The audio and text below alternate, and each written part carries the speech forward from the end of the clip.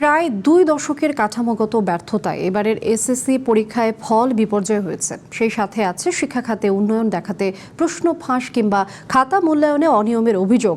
এমন পর্যবেক্ষণ শিক্ষাবিদদের। তারা মনে করে ভালো ফলাফল, বিশেষ করে GPA-5 পেছনে ছোটার কারণে শিক্ষার মান তলানিতে ঠেকেছে। তাই পরীক্ষার পুরনো পথে না হেঁটে শিক্ষার ভিত শক্তিশালী করার তাগিদ দিয়েছেন তারা।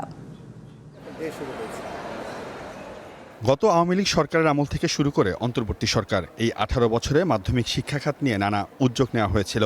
নতুন পাঠ্যসূচি, কারিগরি শিক্ষা, জাতীয় শিক্ষানীতি 2010, সৃজনশীল পদ্ধতি কিংবা নতুন শিক্ষাক্রম, বাদ যায়নি কোনো কিছুই। 2009 সালে আওয়ামী লীগ সরকার ক্ষমতা গ্রহণের পর থেকেই বেশিরভাগ বছরেই পাশের হার ও GPA-5 ছিল ঊর্ধ্বমুখী।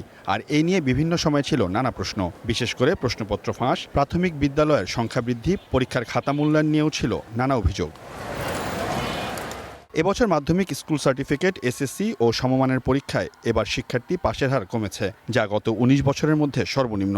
2010 সাল থেকে 2014 সাল পর্যন্ত ফলাফল ছিল মোটামুটি ঊর্ধ্বমুখী। 2015 থেকে 2018 সালে পতন দেখা যায়, তবে 2021 সাল থেকে 2022 সালে আবার বড় উত্থান ঘটে।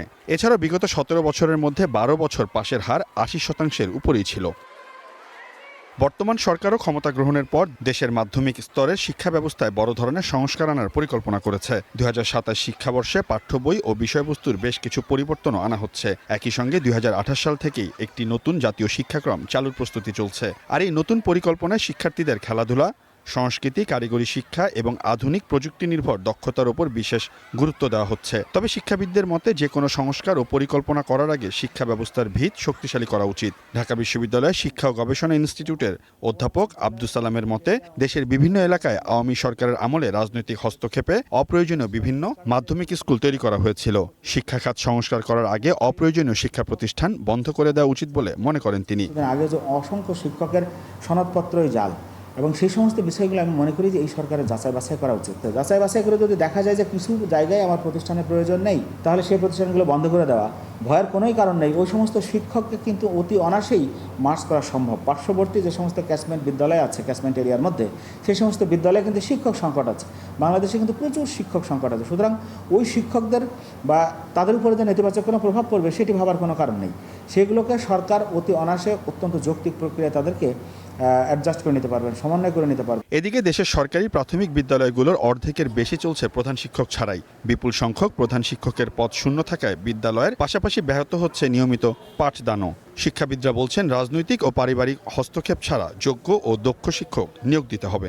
দক্ষ শিক্ষক, নৈতিকভাবে আলোকিত অভিভাবক এবং পর্যাপ্ত অর্থ বরাদ্দ, এই সকল বিবেচনায় আমরা দেখেছি দীর্ঘ সময় যাবৎ আমাদের এই জায়গাটা আমরা পিছিয়ে আছি। আমাদের শিক্ষা ব্যবস্থায় এই জায়গাটা যদি পরিবর্তন করি, তাহলে শিক্ষক পরিবর্তন হবে, শিক্ষার্থীরা এনলাইটেন হবে, শিক্ষার্থীরা দক্ষতা শিখবে, অর্জন করবে, এবং সর্বোপরি আমাদের যে পরিকল্পনাটি আছে সেই পরিকল্পনার কাছাকাছি হয়তো যাওয়া সম্ভব হবে। সেই জন্য আমি মনে করি এই বছরের পরীক্ষার ফলাফল is a wake up call. ফলাফল বা GPA-5 পরিসংখ্যানের দিকে নজর না দিয়ে শিক্ষার মান বৃদ্ধি করারও আহ্বান জানান তারা।